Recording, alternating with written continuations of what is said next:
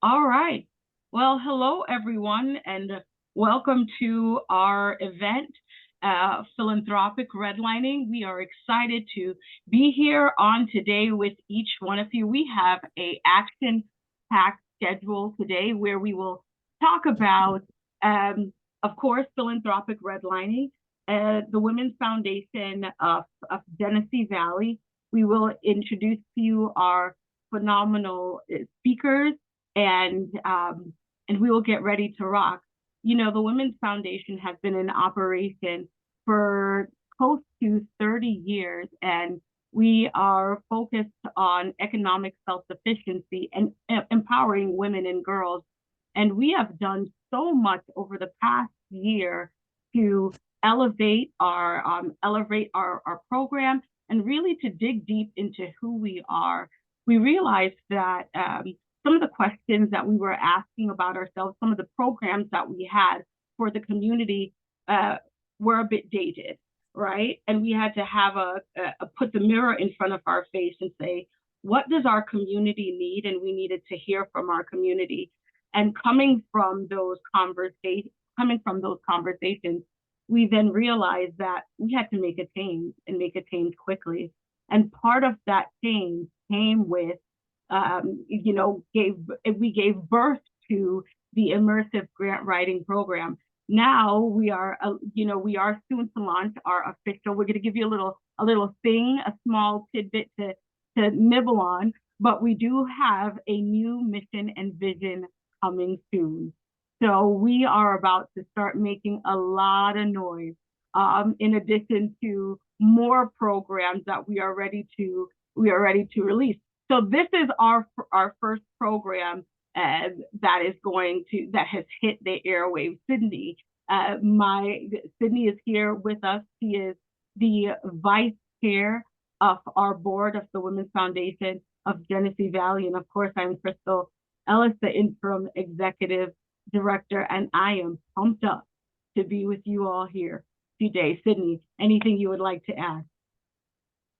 No, I think you covered it beautifully, and really understanding of who we were and all of the good that we did, and seeing how we can move forward into the future now that we've held that mirror up, and seeing what more we can do with our community. So very excited for the future of the Women's Foundation. Absolutely.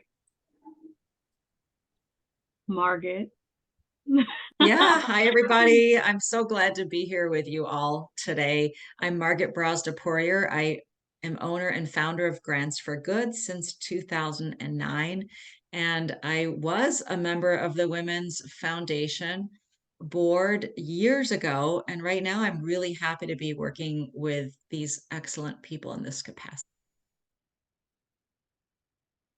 Thank you so much. Okay, so just to give you a little bit of the why and our partners in this work. So the Immersive Grant Writing Program for Women of Color, Crystal did an awesome job, honestly, of covering this right at the top there. But why now? So we're thinking about the way that we were doing our grant making before, and really understanding that while there was a lot of good that we did and a lot of support that we were able to offer, the conversations that we're having around how to make our work more equitable are front and center in a whole new way. And so thinking about how we make grant writing opportunities and understanding and education equitable, so more women of color are able to participate in that process and really understand all of what goes into a grant writing opportunity, and how to have the greatest chance at success in securing funding is really happening right now. And we want to make sure that we're part of, Crystal uses the great word of activate. So we want to activate more women to participate in this work and make sure that we are doing everything that we can to support that, both financially and from an educational perspective. And in Rochester, we have a really rich community of resources here. So if you are familiar with the space here from a philanthropic perspective, we have a lot of opportunities to raise money here. We have some very generous folks, both in individuals and in foundations. And we want to make sure that funding is has an equal opportunity for all of the folks who are looking to fund their programs and further their own great work in this community. So really uplifting Rochester and where we are as a city, where we are as a community, and making sure that everybody has an opportunity to equally and equitably participate in those rich resources. I'm very excited to partner with Margaret and Grants for Good, her organization, and ESL, who generously funded this program so we can offer it free of charge for our participants. Really makes this what it is. ESL has an excellent history of funding equitably and making sure that the company is doing our due diligence in that work, and Grants for Good has always been an excellent partner in that as well. And the level of expertise that we're able to have with Margaret's support and all of the years of expertise that she brings to the table, we really wouldn't be able to do this in the way that we are excited to without both of these partners. So very excited to kick things off today with this conversation, and then roll into opening up that application in just a few days. Mhm.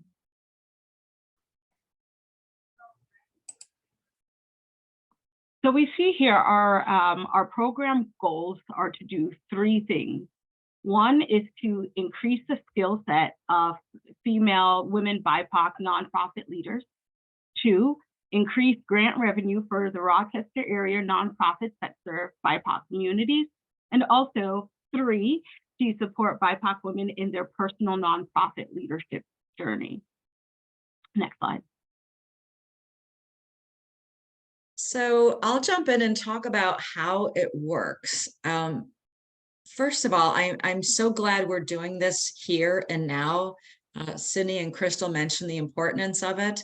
I have been in this field of the grant writing for decades in many different capacities. And I was even the director of a fairly large family foundation here in New York. And so I've seen the good, the bad, and what really needs changing. And a program like this is so necessary and so long in coming. So I'm just really excited that we're here now, that we're moving forward with this. And I'll talk with you a little bit about the details of the program, and then I can't wait to get into the discussion with Dr. Myra Henry and Susan Taylor Batten. The skill building around grant writing is so much more than grant writing, because when you think about it, the reason I got into grants to begin with is because I saw the power that they held to be able to do good work in the community. I wrote my first grant when I was working for the county health department here in Rochester, and there just wasn't enough money to do the very things that we had laid out in our water quality plan. And it was very frustrating for an excited grad student at the time. And so that was the first experience with grants. And that's why I'm so glad we're doing this with nonprofits led by women of color to learn the skills to do the important work that has to be done in our community. So there will be 5 sessions of building your grant skills that are 2 hours each. They will cover everything from planning out your program and making the best, strongest case to funders. It will cover finding the right funders for your program, because there are 100,000 foundations out there. So how do you narrow that down? And we'll also talk about government grants too, and how to access those. And finally, we will cover every single segment of what's required in a typical grant application, so you don't have to guess, you don't have to feel like you're doing this alone. In addition to those 5 sessions, there will also be small group coaching sessions where we will help you with any of the homework assignments that result from the grant workshops. And there's also mentoring sessions that Crystal and Sydney will lead, that will really get into the lived experience of being in the BIPOC community and what you can do. I don't know if you want to address a little bit more about some of those topics, because they're critical to this program. Sure, you can go ahead, Sid. Yeah, so I'm very excited, obviously to have Dr. Henry here because I've been able to participate in the equity and development program that the YWCA is running. And part of the reason and necessity for a program like that is to really understand what inequities exist in fundraising. And so to be able to partner here and make sure that we are also addressing that and the lived experience that people have who are women of color, and understanding that you have every opportunity to be who you are and bring that lived experience to the table and make sure that that is an enhancement to your ability to do this great work is really part of that mentoring session component. So how do we learn from each other, but also offer our own experience in this space as women of color and share in that sometimes very high highs and sometimes very low lows. And so those mentoring sessions are really part of the emotional piece of this work, that having the tactile and the technical skill is one part of it, but really understanding who we are in this space and how we show up and why that is such a necessary piece of what we do is really core to this program, and I think is what makes it really special. Yeah, thank you so much for that, Sid. When we think about when we were carefully putting together the mentoring program, we thought about all the things that is enjoyable about fundraising and grant writing. And then we also thought about all of the things that made our heart drop on some days. And so when you have your 501c3 or you're fundraising for any organization, you go out there and you're thinking, wow, I'm going to just scoop up all the gas. It's going to be the greatest thing. And by tomorrow, I am going to have $100 million in the bank. And so it doesn't necessarily work that way. Maybe. It depends on who you are. And so we are going to we're going to talk about, the ins and outs of email etiquette and approaching a donor, how to address microaggressions when they hit, because they will come, especially being a fundraiser of color, and how to navigate those spaces and how to find your fundraising tribe so that you can come home and decompress, because boy, oh boy, after some of those days, you're like, I don't know if I can get back in the ring. I'm not sure. And this conversation today is going to be so real. A thing that we pride ourselves on at the Women's Foundation is that we have within the last year championed tough conversations. And we have to, if any of our board members are on, just, we thank you so much for your dedication, for your time. We honor you. And I don't know if we get to say this often about our board members, but Sydney and I could say that we love our board members. In a place where typically we, as women of color could say, we don't feel safe, I can 100% say that this is one of the safest places that I've ever been.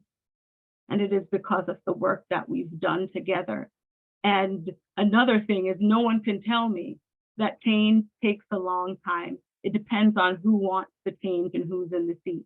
Because we were able to transform our organization in under a year because we were committed to each other. We were committed to honoring each other. And through that honor and through that commitment, we were then able to look at the community through an equitable lens, not through a lens of being a savior, not as through the lens of we have the right answers.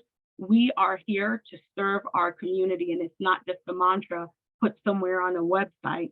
We are truly here to serve, and we're just excited about where we are going moving forward. All right. Well said. Well, I want to get into this conversation, so I'm going to run through we'll talk about a couple more quick details with the program. When you're in the program, you'll get feedback on your completed grant proposal.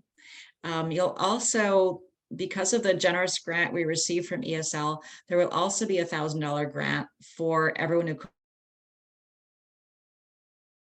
completes the course, and the sessions are virtual and in person, because we realize that it's going to be really important to be together as a group, because that does build the safe space that Crystal was talking about. It does build trust together, and really it'll be more fun. And so we're going to have some in-person sessions, and we'll also mix those up with virtual sessions, just because we realize sometimes that's the easier way to attend any kind of a workshop. Real quick about grants, like I mentioned, we'll help you find the best grants for your work. We'll work on every part of the application so that you can then send it out to funders and get money for your nonprofit, do great work. How to apply? The applications open really soon, April 30th. And the program runs July through December 2023. We calculated you could expect, if you're wondering what the time commitment is, in order for you to do really well with this and just crush your grant funding goals, definitely plan on committing anywhere from 8 to 10 hours each month, maybe a little more, maybe a little less, depending on the month. And the application is open until May 26th, so get it in before then, and then we're going to get started. In order to get your application, since you're here in this webinar, if you registered, you'll be receiving an email from the Women's Foundation with a direct link to the application. And you can also go to the Women's Foundation Genesee Valley website to get that link on April 30th. Oh, I have to mention one more thing. I know Crystal mentioned at the very beginning, but this course is offered at no cost to participants, again, because of a grant from ESL and their support for equity. And so it's really a very special opportunity. We're going to be really narrowing this down to 10 organizations that can participate. So it's going to be a very hardworking, intimate group that's really going to get things done.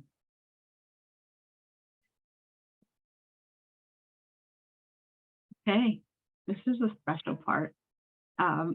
You know, I am going to allow Sydney to introduce Dr. Myra Henry, but before she introduces Dr. Myra Henry, I have to say a few things.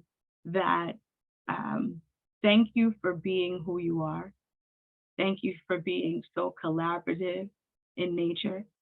Thank you for seeing the overall mission and the need of this city and where we need to go, of Monroe County and beyond.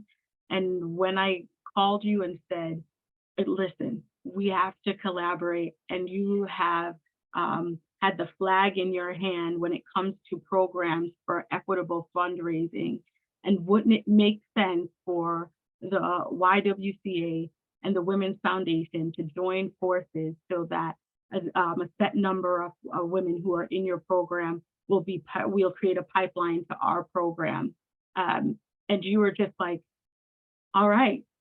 And that was that. And that is what collaboration should look like. So I just honor you openly for who you are. So I will let Sydney take it from there with your introduction. Thanks, Crystal.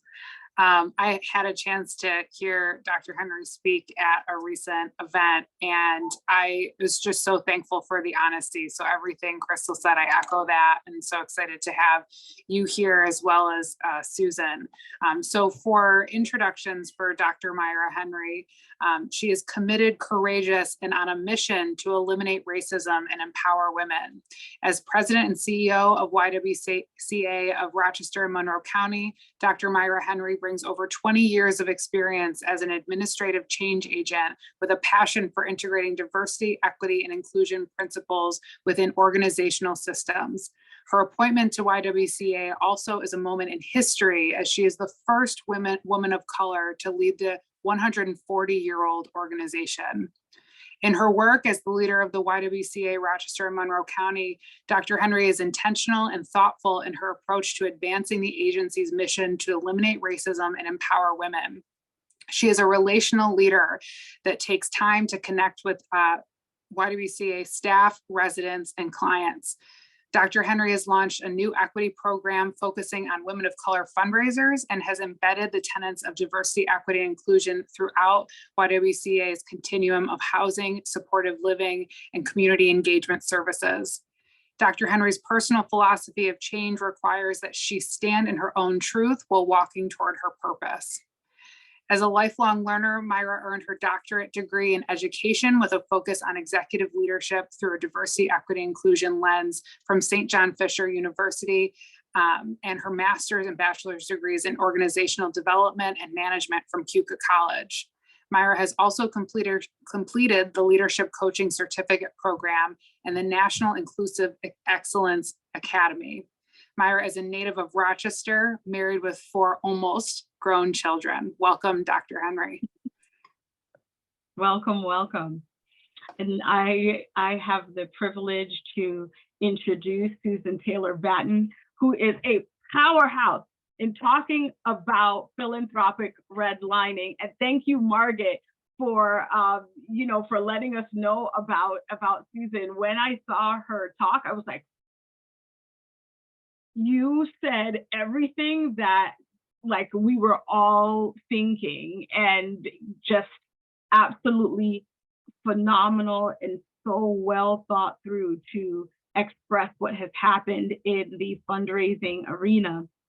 So Susan, our Susan Taylor Batten, is the President and Chief Executive Officer of ABFE, a philanthropic partnership for Black communities. Established in 1971, ABFE is a membership-based philanthropic organization that advocates for responsive and transformative investments in Black communities. Since joining ABFE in 2009, Susan has led the organization's philanthropic advising and programming on responsive philanthropy in Black communities for foundation leaders, donors, and aligned partners. Susan came to ABFE after more than 25 years of leadership experience in both the private and public sectors. Prior to joining ABFE, Susan served as Senior Associate with the Annie E. Casey Foundation, a grant-making institution focused on child welfare. And now in this role, she serves as staff in the Community Change Initiatives Unit and coordinated a portfolio on equity, diversity, and inclusion. In the public sector, Susan has worked as a senior analyst for the U.S. Department of Agriculture, where she directed research and evaluation on food assistance programs. She also served in the government of the District of Columbia as an analyst to initiatives supporting children, youth, and families. Susan currently serves on the board of the United Philanthropy Forum and the Schott Foundation for Public Education, and is an adjunct lecturer at the Valdry Center of Philanthropy at Southern University. She received her master's degree in social work from Howard University and her bachelor's degree in English and political science from Fisk University. If that isn't power, I don't know what is. Okay, so let's get into it. It is okay to be as real can be, and this is the one of the first conversations of its kind in our community. So I would like to kick it off with asking a question to Susan. What is philanthropic redlining? Yeah, thank you. And thanks for having me. I'm looking forward to this conversation. Philanthropic redlining, redlining really comes from the financial services industry, a practice that was used basically to discriminate against communities of color as it related to mortgage financing. This was started back in the 1930s, when the FHA was, using a practice to literally redline communities that were more at risk or deemed hazardous as relates to mortgage lending. And no coincidence that those communities were Black communities and other communities of color. And so we started using the term philanthropic redlining back in about 2016 or so, when more data showed up in the philanthropic sector about what I say is the results of philanthropic redlining, the sharp differences in capacity and size of Black-led organizations that had primarily Black leadership and that supported Black communities, their size in comparison to white-led organizations. And again, the term redlining really is the practice that was once intentional, right, by the US government, quite frankly, to deny people of color mortgages. We use philanthropic redlining and suggest that whether it's intentional or unintentional, the impacts are still the same. And that's underinvestment in organizations led by people of color. So that's the frame that we use. Wow. Dr. Henry, you've been working in this space and you know it like the back of your hand. What would you say are some current examples of philanthropic redlining? And after you answer that question, Susan, I would love for you to talk about some of those examples also. Yeah, that's a great question. I think some of the living examples, because I'm as a leader of a nonprofit organization, and someone who quite frankly did not have a direct background or experience in fundraising when entering into a leadership role in a nonprofit. Some of the examples we see is that, one, we don't have the connections or the access, right, to even build the relationships with the funders to then write the grant. So there's a lot of groundwork that has to be covered before we even get to writing a grant or pitching an idea or sharing a mission that isn't necessarily and I'm going to say women of color because that's what we do at the YWCA, right? Promote the values and empower women. Women of color don't necessarily walk into the door with when you assume the role. And I'm going to date myself here, my Rolodex looks a lot different than my male white counterpart Rolodex walking into this space. Yeah, and to build on that, Myra, it just reminded me. So we actually released a report in 2016 called Redlining, 2019 called Redlining by Another Name. And that was based on, again, regional sort of studies that show the differences, again, in size of and primarily Black-led organizations. That's who we focus on because of who we are, and white-led organizations.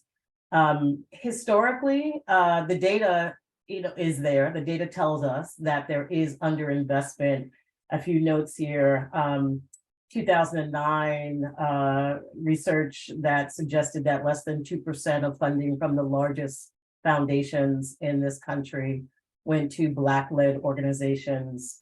There's data out of a group called the Philanthropic Initiative for Racial Equity that tracked funding from foundations in the country between 2004 and 2015 and showed no increase in funding for people of color-led organizations, while overall grant making was increasing during that same period, right?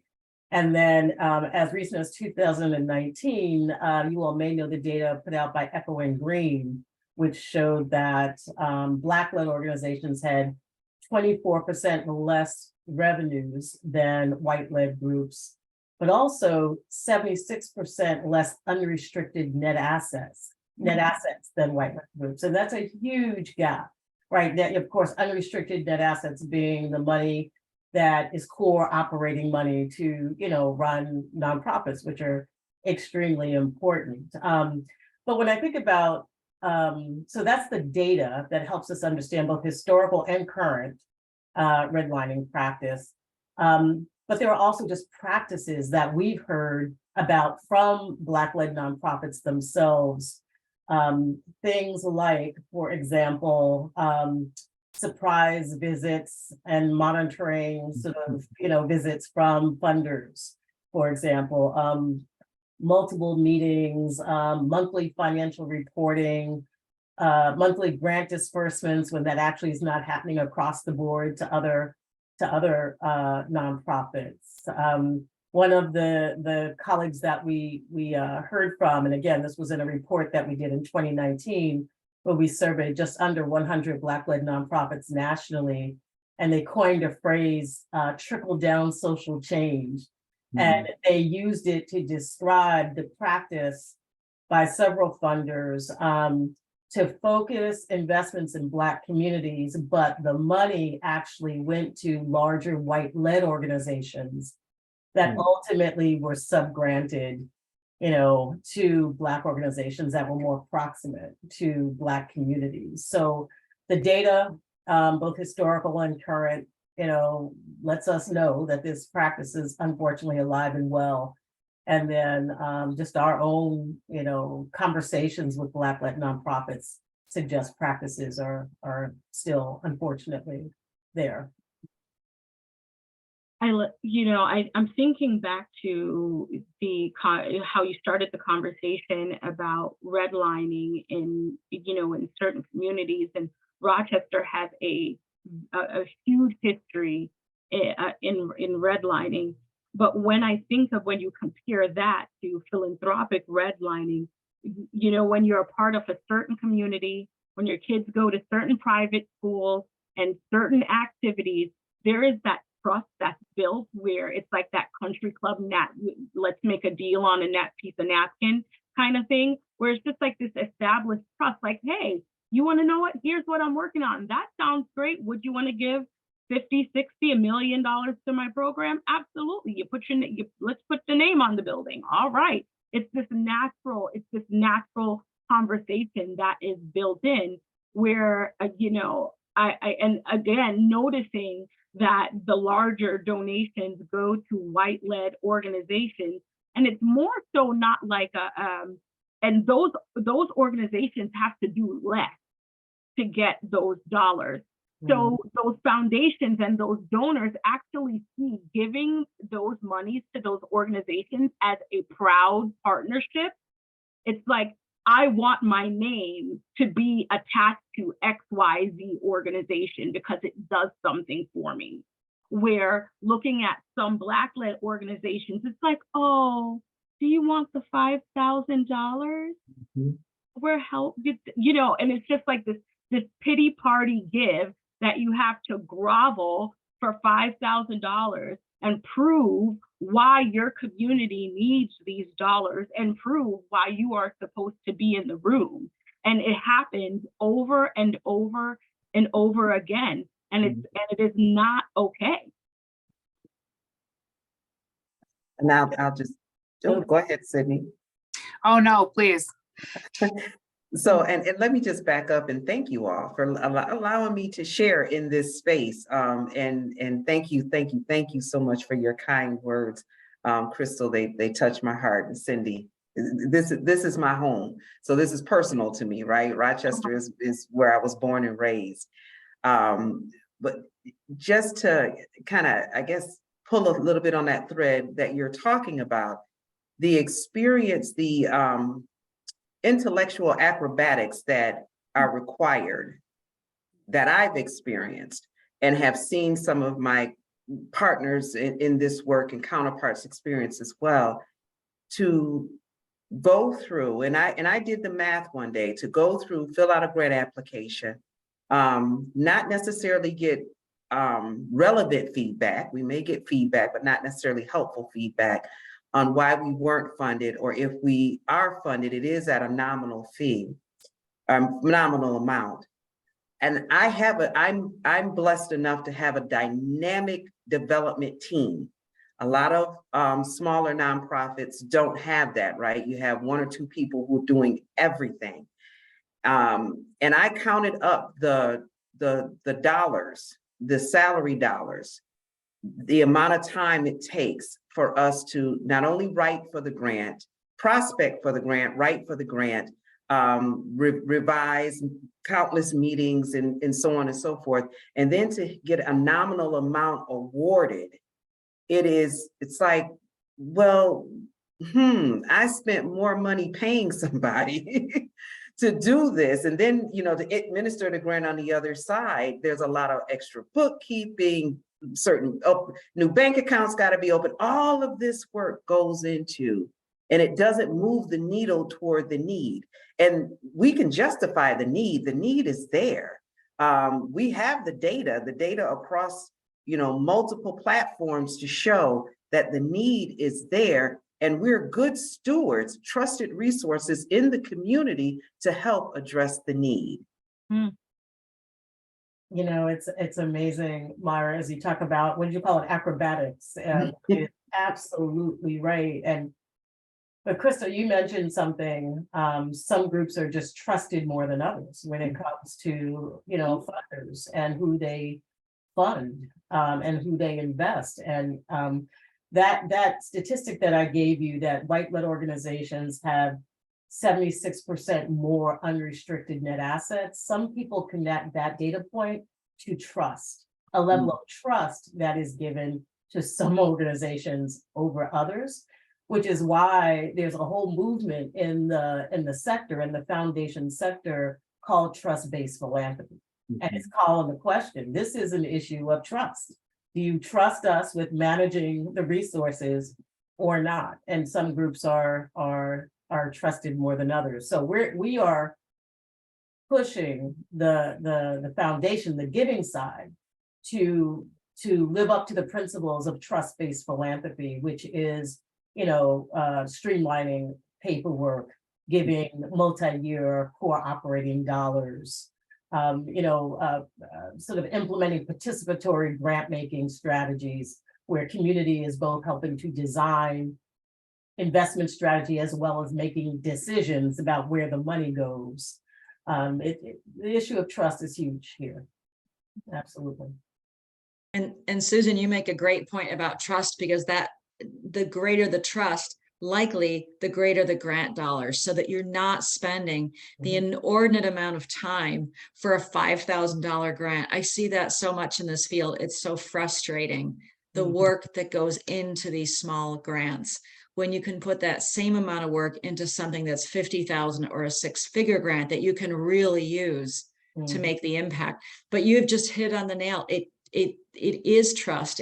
Trust is not a grant application question, but it's very much implied, and that gets back to relationships, which is a big challenge.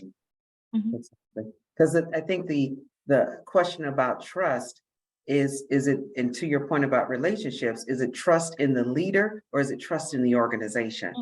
Because I lead a 140-year-old organization, trusted resource in the community, but because seemingly to many of the foundations, I'm new to this and don't have those lasting relationships, or haven't been ushered into that circle, whatever that circle is. It takes a lot longer to then build the trust. So it's definitely a multiple lane highway.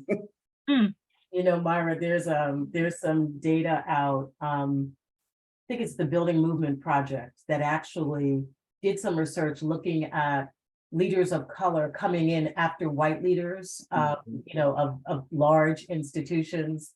And what you're speaking to is exactly sort of what they're lifting up, that, an organization that is a trusted organization, been in the community for years, right? And there's a leadership transition at the top, and a person of color may come in, right, to succeed a white colleague. And it's about the person, it's about the person who's leading.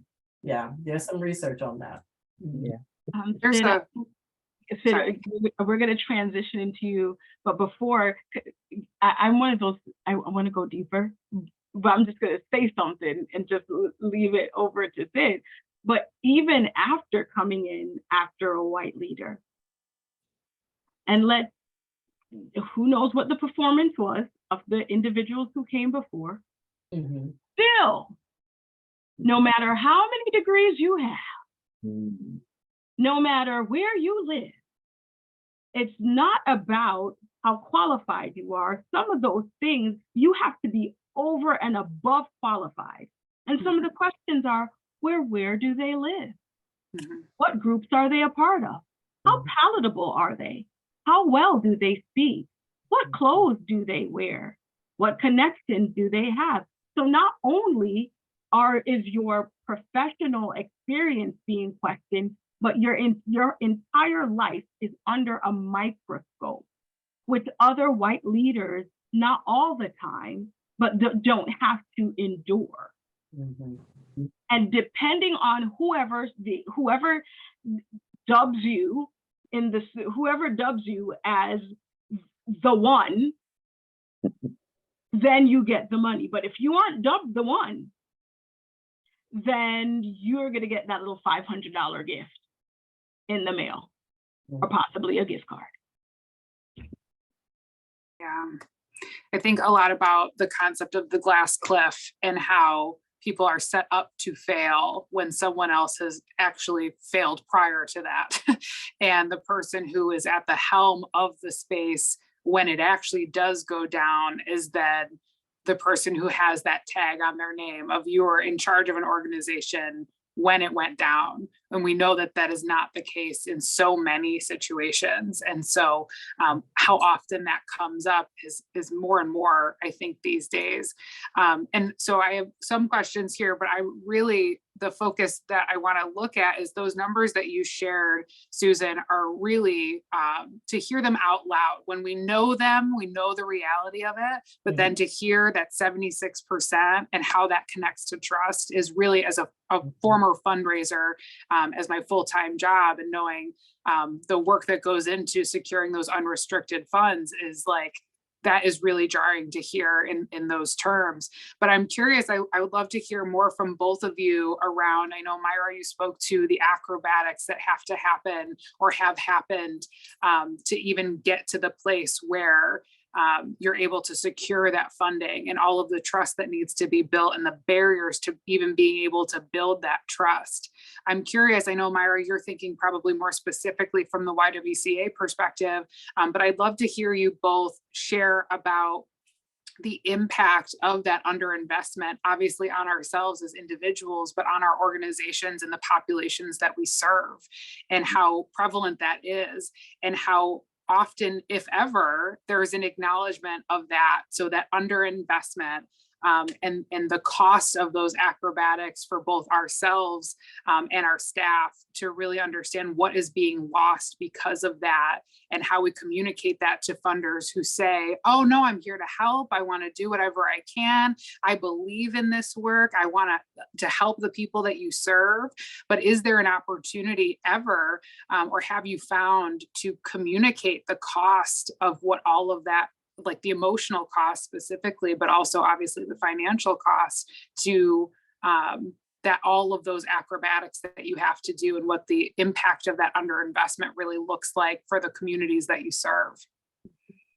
Yeah, great question. I think because I don't have a traditional fundraising background in this space, I'm not shy in when I am meeting with funders to say, hey, there is a cost. There are expenses over and beyond helping. That's part of it. But one thing I noticed when I entered into this space was that although the staff and our peers around the community who were dedicated to helping, I work with folks. I have the honor of working with people within my organization and within this community who I truly believe are called to help. However, they were pouring from an empty cup. And that's because a lot of times, many of the funds that we get to administer and deliver services it's the bare minimum. It doesn't come with a cost of living increase. It doesn't come with overhead to cover cost of, the enough to cover the overhead. And so therefore, because people they're going to help no matter what, and I truly believe you've stepped into your passion when you're willing to do it for free. However, people got to live. people got to eat, they got to take care of the kids, you know, inflation is rising, right? All of these things that that make us contributing adults to society. When you have a nonprofit that relies on funding in order to do the good work, we also have to run it as a business.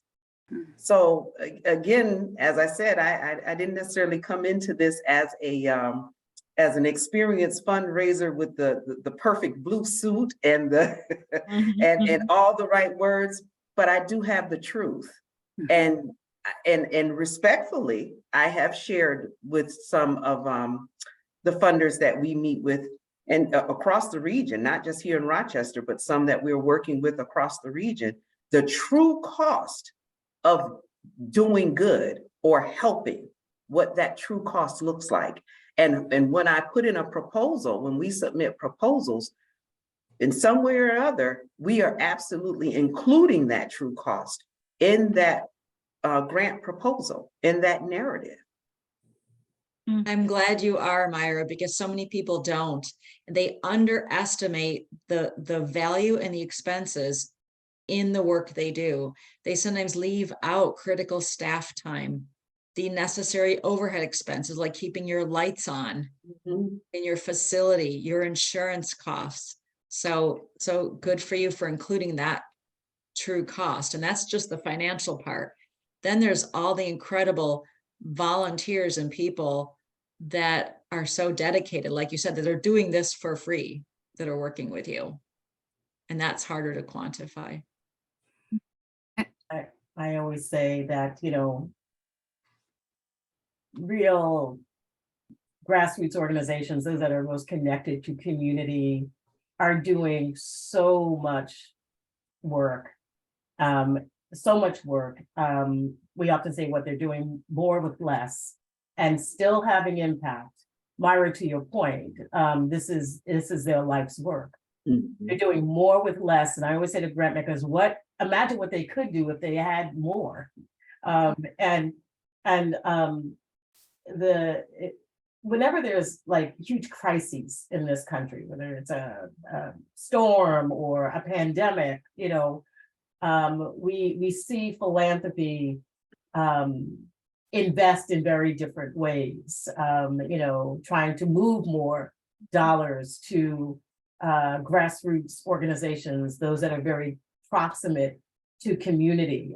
It happens in times of crisis often, and then unfortunately practices revert back to, you know, sort of the status quo. But clearly, I am amazed by the resilience of grassroots community organizations, but it is no way to support those that are supporting and building community. It's not sustainable, and people burn out. So, you know, they're doing more with less. They're having impact, doing more with less. Just imagine what they could do with more. That's the message we try to push. Yeah. I want to shift over to the experience of the Black fundraiser. So I hear Black fundraisers say, or some grant writers say, depending on the ask, and the ask is depending on the dollar amount or whatever we are requesting, the employer, if we're working for an organization, might not give a larger ask, a larger account to a person of color. They will allow the white colleague to cultivate the relationship. Meanwhile, the person of color is doing the work on the back end, and both are, both are equal. Both have a wonderful track record in fundraising. Why does that happen? We know why it's happened, but we know why it happened. But let's talk about it and our experiences around that. You know, it's I haven't So AbbVie is a nonprofit. So I am fundraising now. I come from philanthropy where I was on the grant giving side. And we are a predominantly Black organization. I haven't had the direct experience in fundraising in that regard because of who we are. But I clearly understand the dynamic and I know what happens. I almost relate that to, being in a room, which is perhaps not that diverse. I might be one of a few people of color in the room and I make a really important point and it goes flat. And then a white colleague right next to me makes the same point, and it's like the largest, biggest idea that ever, a mind blow, right? And we know what it is. It's bias. It's bias and discrimination, and the values placed on people based on race and ethnicity.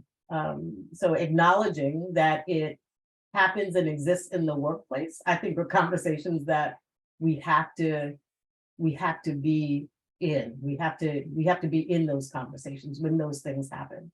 That is, it's interesting. The frame microaggressions. I think I don't know that any aggression is micro to me, but that clearly is something that's just got to be called out and addressed. Yeah. Yeah, I totally agree. Totally agree and living it. To some degree. That is actually the catalyst. What you described, Crystal, is the catalyst for our program Equity Through Development and how it came to be.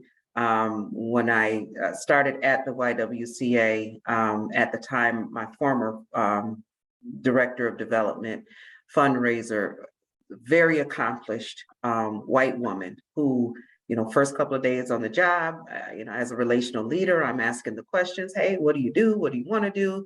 Tell me about yourself. Tell me your story. And part of her story was that she worked at a larger organization in town at one point, oversaw a team, and had an opening on her team, and went out and recruited a dynamic fundraiser to serve on her team, to work on the team. And when she brought the person to her boss to sign off on, this is who I want to hire, was a Black woman. And the response she got from the boss was, well, will they really fit in? Will they be received? Will that person be received by the donors? And therefore she was not allowed to hire the very qualified person.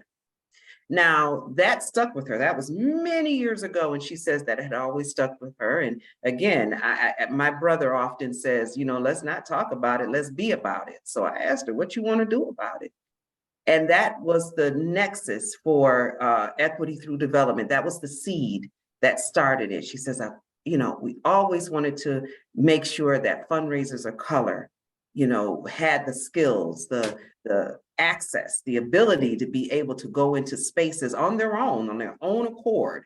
And that's how we started Equity Through Development in this 10-week program that at its basis finds new and aspiring fundraisers of color and expose them in ways before they get either the door slammed in their faces or get, and I know fundraisers, as we say, right, we eat no for breakfast. So we'll get the multiple no's, but be able to receive the no's without it being disparaging or demotivating or demoralizing. So there's a lot of work to be done in that space, but I think the more fundraisers of color that we can open up access to information and build their professional development on how to enter this space, hopefully that won't happen as often in the future.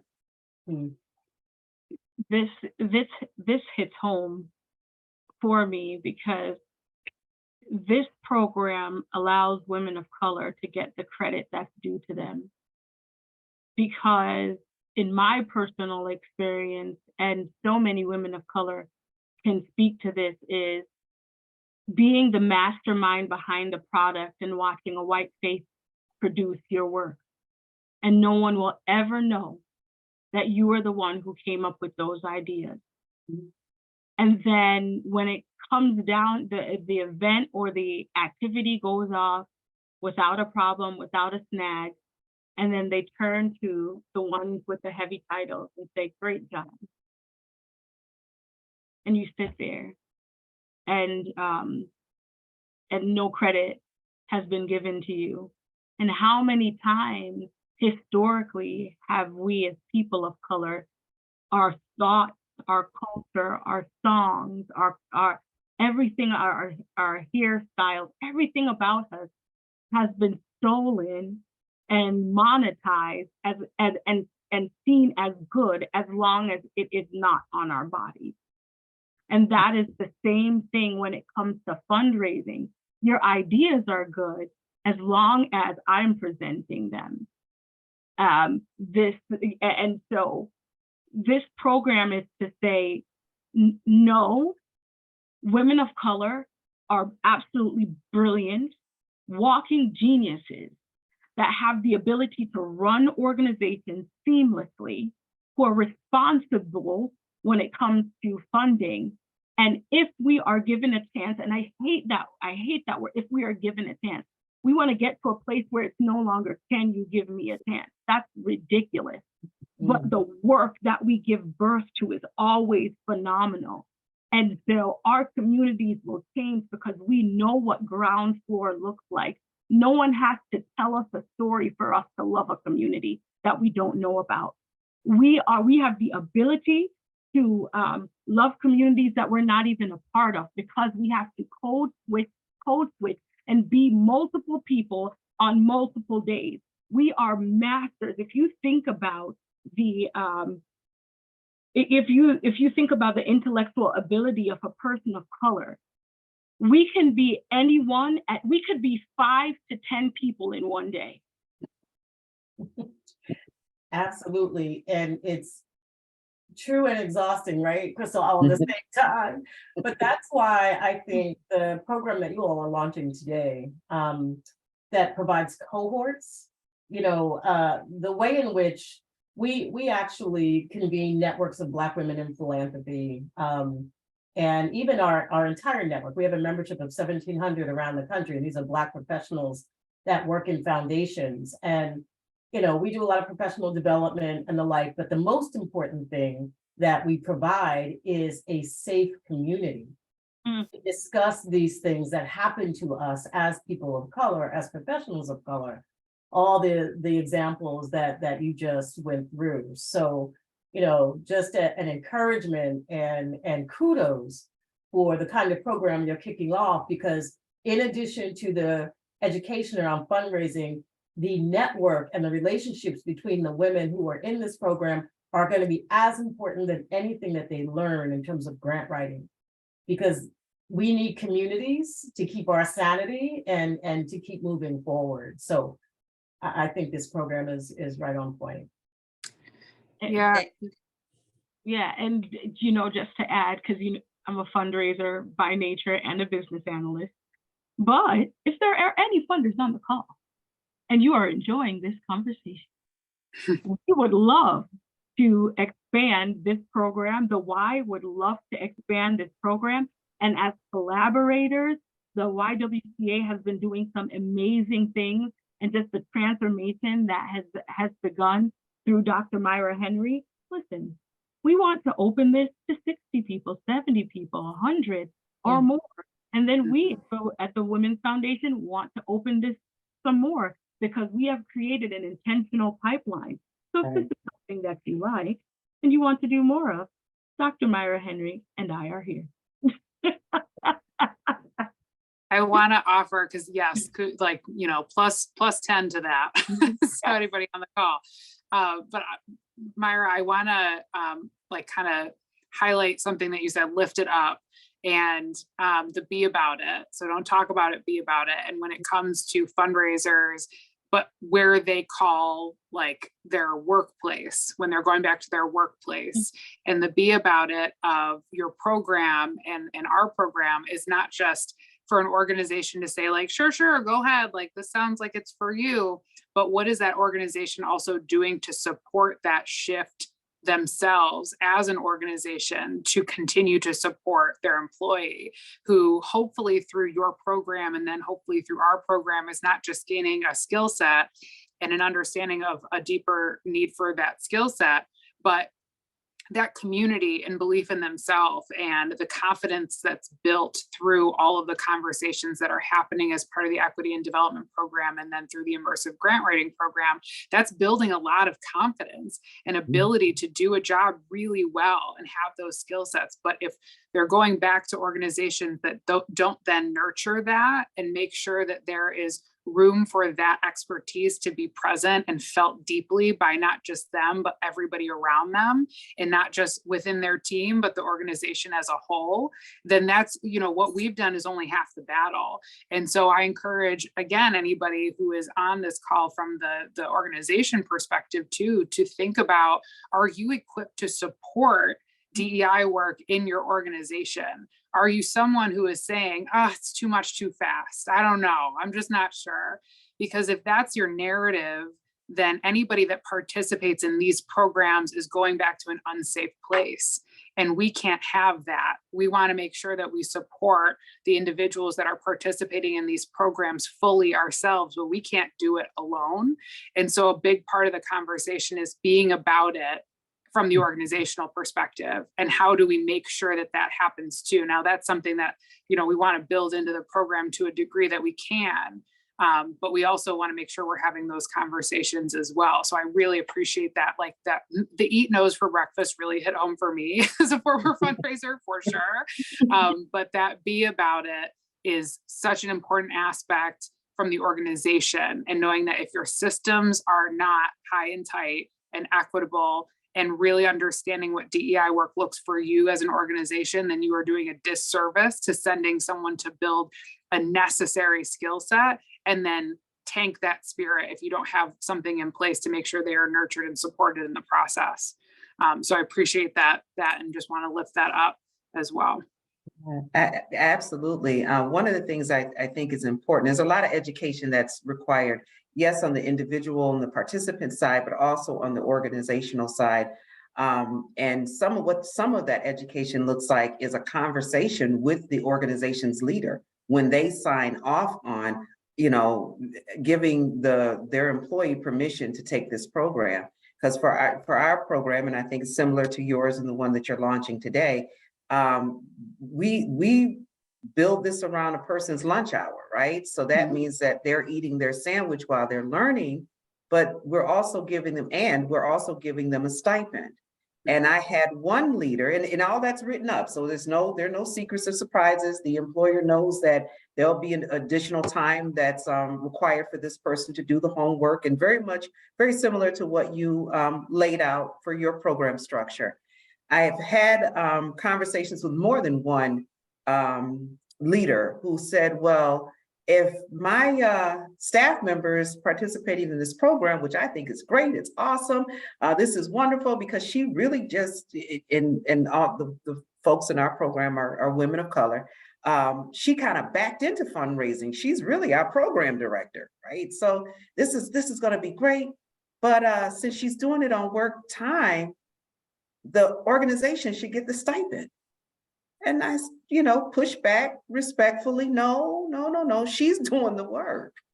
And she's doing work and homework and assignments. And so the stipend is for the individual. So being able to provide some sort of, equalizer is the word that's coming to my mind, but to provide some sort of education and equal foundation for people to be able to get released from work, to do this work, especially in the cases of aspiring fundraisers who find themselves in nonprofits, and next thing they know, they're talking to someone about a need in the organization. And guess what? De facto, you're a fundraiser too, because you're connecting with potential donors. So making sure that folks have those skills, but also from the organizational side, that the organization is supportive of that, and being able to recognize that this person now has a new set of skills, has a new skill set that can be elevated and leveraged within the organization and honored.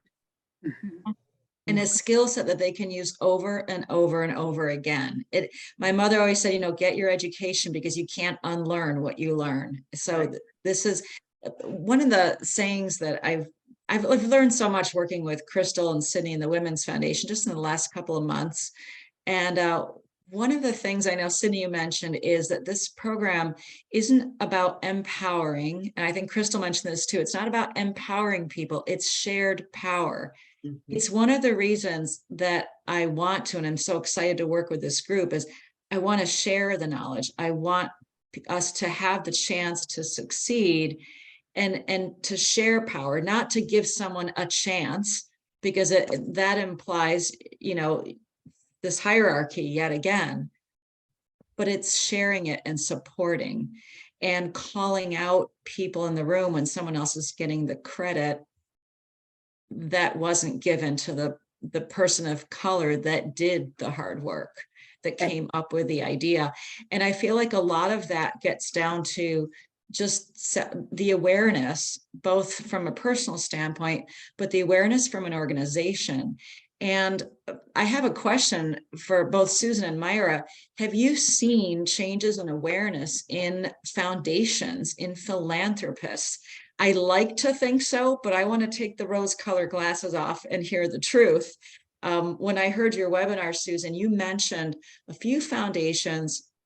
You mentioned a Black Futures grant that is available. You mentioned by name a few foundations on the national scene, such as Hewlett Foundation, MacArthur Open Society Foundation, that you, I think, raised up as a model for funding BIPOC-led nonprofits. I'd love to hear what your thoughts are about foundations, how they're changing and educating themselves and acting on it. Yeah, actually to tie it back to this last conversation, or even the comment you just made about you're not empowering, but sharing power. That's why I think this network, the concept of organizing cohorts is organizing, actually, and organizing builds power, right? And so some of the foundations that actually have made huge shifts in terms of how they do grant making, holding the principles of trust-based philanthropy and the like that we talked about earlier in the conversation, have to do with staff and usually people of color internally in those foundations pushing and advocating for change. One of the things that we are truly about at AbbVie is organizing, as I say, networks of Black professionals in philanthropy to transform institutions in which they work. And we work in partnership with our groups, our sister groups, Hispanics in philanthropy, Native Americans in philanthropy, Asian Americans and Pacific Islanders in philanthropy. And I can almost say for sure that if you look at some of the larger foundations in this country that are doing more work to support communities of color, focusing more on racial justice and social justice, you can find within those organizations people of color, and mostly women of color, I will say, who are the real champions for change within those institutions.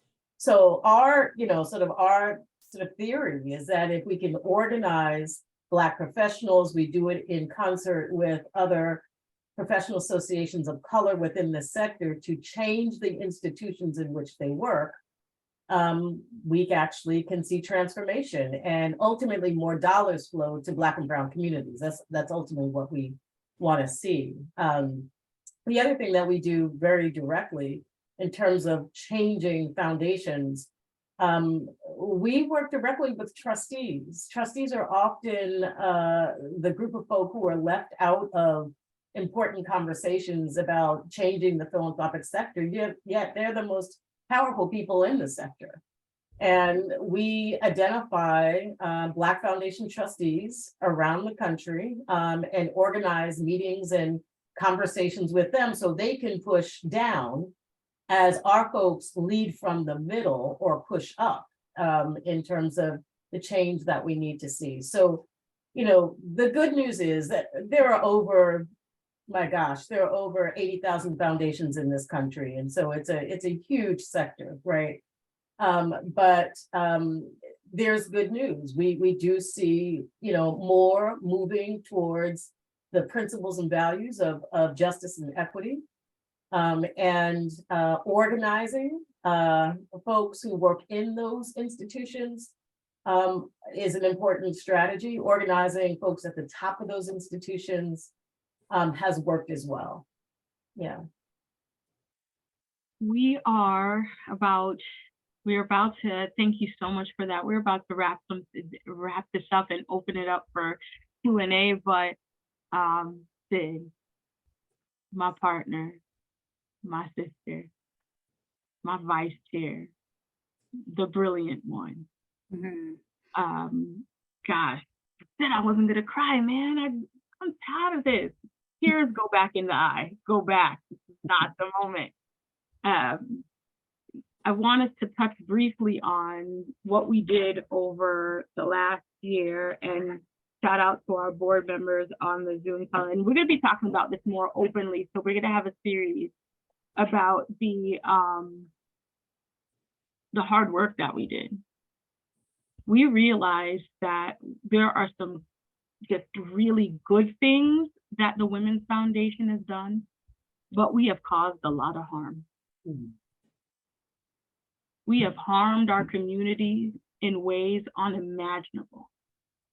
We have hurt our women in ways unimaginable because we made it about what made us feel good to give instead of what our communities needed.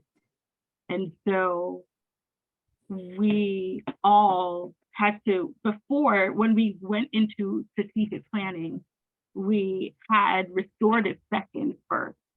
And I'm going to tell you 100% of our board came with an open heart. 100%. And we laughed, we cried, we were just exhausted on some days. We have even openly apologized and went after the women we've hurt and said we're sorry. Because we want to start afresh. We also said, why is it? How is it possible that we could empower women, but we're not empowering each other on the board? That makes us liars. If we haven't mastered this here, how can we go out and say, hey, let's go empower people? How?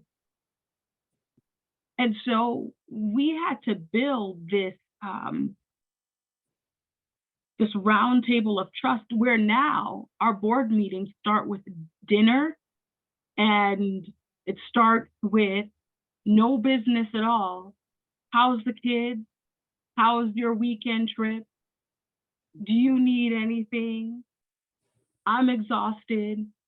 One has sweatpants on, one has comfy socks on, or dressed to pull out with the high heels. We accept each other as who we are because we embrace the greatness. And it has allowed us to take our guards down so that we could actually be human. And because of that, this is how we walked into this today, where the Women's Foundation, we got a lot of work to do. Trust me, we got a lot of work to do. That's why we are redoing our grant making program. We came up with this program and some other things. So we're asking the community just to walk with us as we truly walk this out in truth. And are we going to make some mistakes? I'm pretty sure.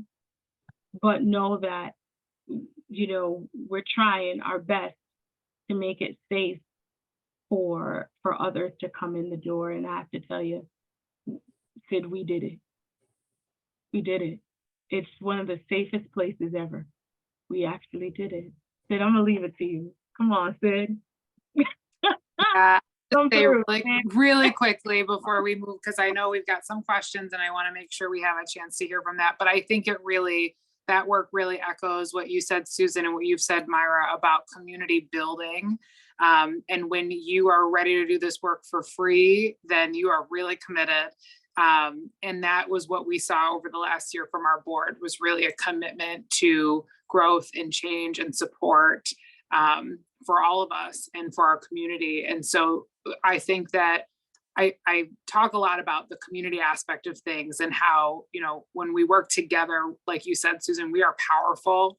Organization means power and forward movement. And it is very exciting to be kind of on the precipice of an acknowledgement of our past, and an acceptance of that past and an apology for some of the harms that have been done.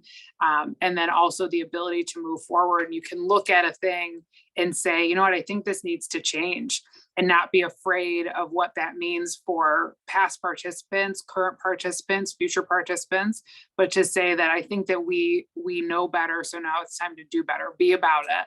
And I think that we really made sure that we are going to be about it in a very real, honest way. So very proud of that work.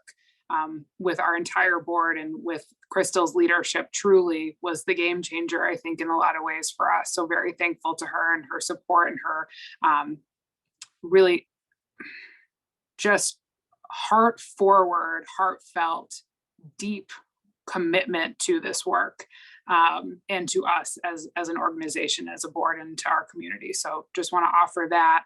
And with that, we will open it up for questions before I get misty. But I see a couple in here, but it looks like just kudos, and like, yes, hands up, looks like kudos to our speakers. So thank you for that. But does anybody have any additional questions that come in? Okay, so I see from Megan, I'm just going to read this right off if that's okay with everybody. Megan says, can you please address what could be called willful ignorance from funders? It's, quote, safer for funders not to consider demographics of an applicant's leadership. But if a grant maker does not collect or use demographic data in decision making, nothing can change. So is that clear? I can read it again if we need. So I think that was for anybody. Yeah. Well, wait, we're going to digest that. Willful ignorance. Woo. Yeah. Is it safer for funders not to consider demographics? Is it more, and if you could put in the chat, is this now I want a point of clarification. Is it more like, well, not to see or not to look at the demographics of the organization? Is this like not seeing color or demographics to hopefully make, in the attempt to make the process equitable? Yeah, that's what I'm curious about too. Here we go. Okay. It says not to see /look/ask/track. I think it's important. I think it depends on how we see, how we look, how we track. That's complicated, and what the data, what the data is going to be used for. Is the data going to be used to create a barrier from future funding, or to nick someone out of the running, or is it truly used to activate the foundation? But do I believe in willful ignorance? No, we have to look into this. This is how we make change, is to say, well, here are the numbers. 76% of organizations, did I get the number right, of white-led organizations have unrestricted funds. Why is that? So I believe that data collection is important. It depends on how we are using that data, and is it used to harm or is it used to uplift? Yeah, part of what this comes to mind for me is really what a foundation says that it wants to do. Does it really want to improve outcomes and opportunities for everybody? And that's a basic question. If one wants to improve outcomes and provide opportunity for all people, then I think it is critical to dig deeper and know what groups are faring better than others. And one way to do that is to look at data disaggregated by race. The notion of color blindness, I think, is a false notion in some ways. And we see color whether or not we choose to see it or not, given that, this is how we are socialized in America. So a on every indicator of well-being, and if a funder is doing health work, education work, justice work, child welfare, you name it, there are disparities based on race. And the question is for the funder, do you want to improve outcomes for all people or just some? And it's for all people, you have to have a more sophisticated analysis about where those populations stand and what's driving the outcomes for those individual groups, because different factors drive outcomes for different groups, unfortunately, based on race. So, yeah, I mean, I think it comes down to whether or not a foundation is looking to improve outcomes for all people and provide opportunity for all people. And if so, then deeper analyses have to be a part of that, and that includes racial analyses. Yeah, the foundation is now the Women's Foundation, and it has poised itself to now become educators of other foundations, and we are, and giving our findings from this cohort. And Dr. Henry, you know I'm going to be tapping on you, please. Because you know these programs are great, but if there isn't you know, education around how do you make your foundation more equitable, then it just falls flat to the ground. And so the timeline in which the foundation has gone through and what we have gone through, we had started from like top board level. We've, you know, we caused some pain. What are the realizations that we had come to? What are the tactics? What are the strategies that we use to move forward? Even the way how we now, how we made our budget. And we didn't do anything in rush this year, by the way. We took our time. So where it says, oh, you got to start talking about our budget, depending on your fiscal year, got to start talking about it in October, then you got to look at it in November, then you have to vote by December. We were like, no, absolutely not. We're going to do this right. We are going to look at our budget and we're going to look at it from the lens of our community. If we are going to put out an application, we are going to have an application that reduces barriers at this point. And yeah, if it will run faster later, but in the beginning stages,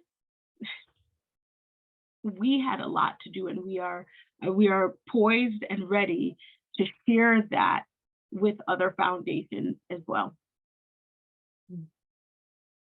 I just offer, there was one more comment from Megan saying we have to make better decisions as funders than in the past. So just wanted to lift that as well. Okay.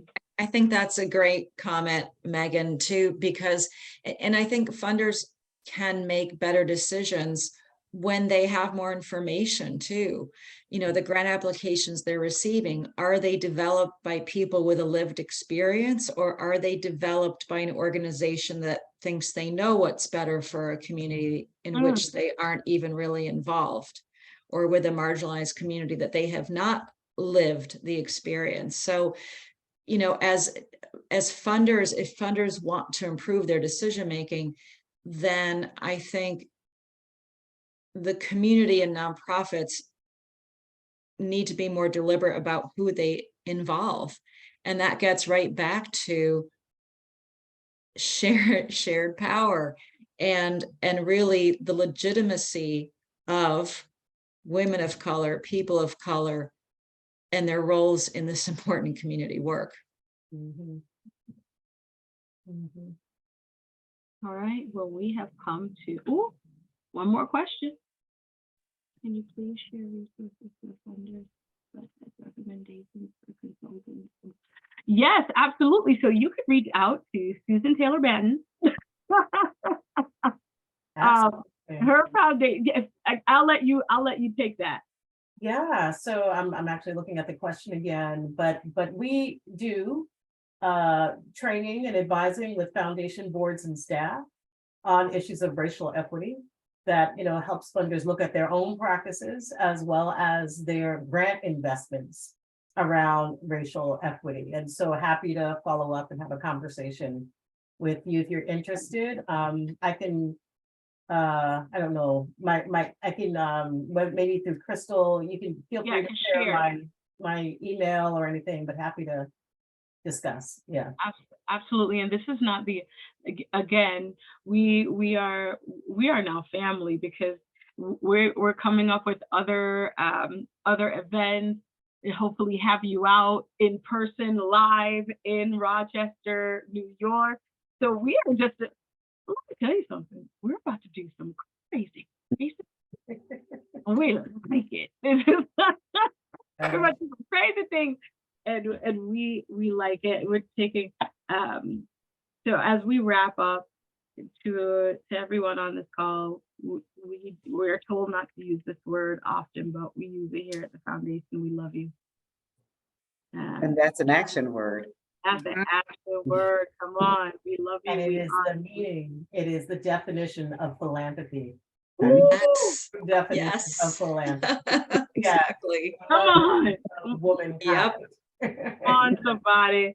So we look forward to reviewing those applications, and you know, we are also starting to look for funding for phase 2, because we already know that we're going to be jam-packed. And This is only the beginning. this is only Yep. the beginning. And so check out our program. Please check out the WISE program. It is exceptional, well thought through, well done.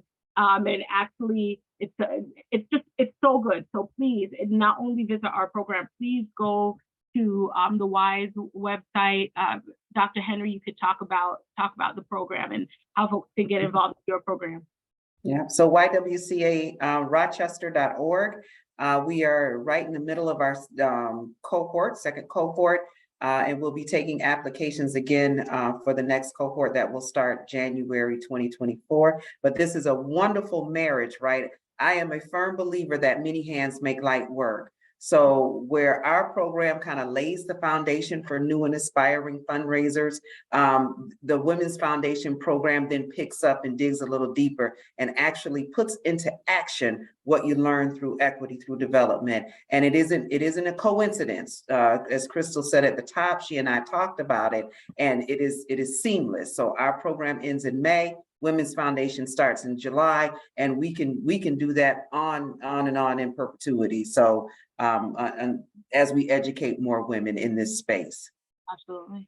So if you're in the beginning and you're in the start of this game, I think it's great to start at YWCA. That's a really great start, because they just get you into, you just know what you need to know. And then moving into this, then you're like, oh, okay, based on what you learn, then you get this, you know, better. So it's a wonderful program. So we are at 5:28 on time, ending. If you don't see any more questions, hearts and minds are well, and we look forward to seeing those applications. Thank you so much to Margaret. This has been a great conversation. Thank you. Thank you so much for bringing your talents and your grants for good. Please check out Grants for Good. If you want the best, one of the best in the game, please go and visit Margaret. And Margaret is a trooper, because at the foundation we don't hide behind our values and what we talk about. And we're like, Margaret, okay, it was a serious first conversation. This is what we're looking to do. Yeah. And this is what we need. And Margaret, Yeah, it was a noble conversation. It's like, you're in or you're not. yeah, and Margaret, Oh, yeah. stood in it, and here we are today. To our board members, we honor you. To Sid, thank you so much. For Susan, you are a rock star, and you are just changing just globally, you're changing the way how we do philanthropy. With Dr. Henry, you are just, listen, gold walking. We're partners in power. Woo! All right. And I got to mention, before we head out, Crystal is one of the Women of Excellence and will be honored next week at the Rochester Business Journal dinner for Women of Excellence. Well deserved. Yeah. You should get that award every year, but okay, this year. Oh, thank Very you cool. so much. All right, peace, love, and light, onward and upward, y'all.